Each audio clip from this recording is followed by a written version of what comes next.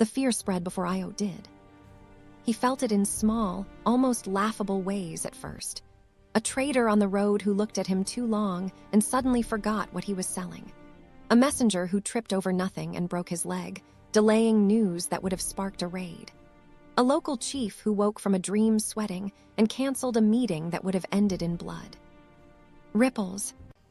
"I'm changing things," Io said one evening, staring into the fire. Iyalode didn't look up. "You always were. Now you're just aware of it." "That's not what I mean." His jaw tightened. "I'm not touching them. I'm not warning anyone. I'm just walking, and things shift." She sighed. Presence is a kind of action. They stayed in the old lands, longer than she planned. People came anyway.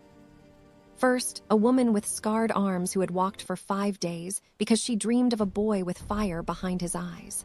Then a hunter whose village priest told him, in a trembling voice, to follow the fear north. Then 2 brothers arguing whether to kill Io or kneel to him, until they saw him and did neither. They simply waited. A camp formed. Not by command, by gravity. "I don't want followers," Io said sharply when he noticed. "Good," Iyalode replied.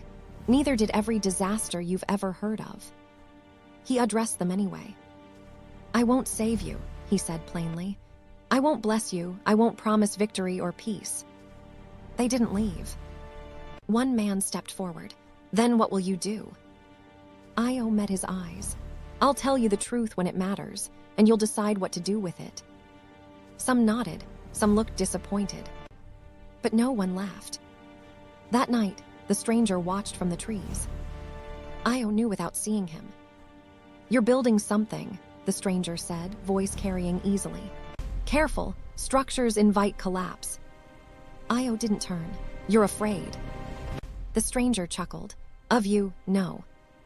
Of what I won't become," Io replied. That wiped the smile away. "You're trying to sit outside the game," the stranger said. "There is no outside." Io finally faced him. "Then stop pretending you're above it."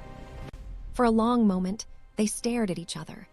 2 forces pulling in opposite directions around the same center. "You'll break them," the stranger said quietly. "All of them, they'll beg you to choose for them." "And I won't," Io replied. "That's cruelty," the stranger snapped. "No," Io said calmly, "that's freedom."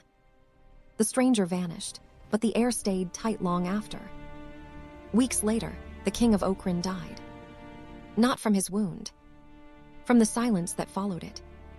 His death fractured the city. Claimants rose overnight. Old alliances rotted. Soldiers deserted. Refugees flooded the roads, and every road pointed north. They came with hunger in their eyes. "Tell us who should rule. Tell us who will win. Tell us who to kill so this stops." Io listened. Then he spoke. "If you crown the loudest man, the city burns in a year." Gasps. "If you crown the kindest, he dies by the next harvest." Murmurs. "If you crown the cleverest, he becomes what you fear." Silence. "So who?" someone demanded. Io's voice didn't rise. "That's the question you keep avoiding." Anger replaced desperation. "You see everything," a woman cried. "You're just refusing to help." "I am helping," Io said. "I'm refusing to lie." A stone flew. This time, Io didn't flinch. It stopped midair. Not by magic, by certainty. The man who threw it froze, horror spreading across his face, as if he'd suddenly realized where he was standing in history. "Go home," Io said quietly. The crowd broke. That night, Iyalode watched him carefully. "You stepped close." "I know." "You scared them." "I know." She nodded. "Good, fear clarifies." "But it can rot," Io said. "Yes," she agreed. "That's why you must keep moving." They didn't get the chance. At dawn, horns sounded, many layered, disciplined. An army crested the hills. Not Okran's, older banners, older claims. At its front rode a woman in iron-scaled armor, her face bare, her gaze fixed directly on Io. "She sees you," Iyalode murmured. "I see her," Io replied. The army stopped just out of bow range. The woman dismounted and walked forward alone. I am General Saran of the Eastern Reach, she announced, and you are the reason my king cannot sleep. Io stepped out to meet her, the camp holding its breath behind him. Tell your king, Io said, that sleep isn't what he's afraid of losing. Saran studied him. He dreams of kneeling cities. So do many, Io replied. Few enjoy what comes after. Her lips twitched despite herself. He wants you brought to him. Alive. Preferably. And if I refuse? She leaned closer. Then I burn this place and tell myself it was necessary. Io felt the futures split. War. Submission. Massacre. Something thinner, harder. He looked past her, to the soldiers, the followers, the road behind and the road ahead. I'll come, Io said. Iyalode stiffened. Io.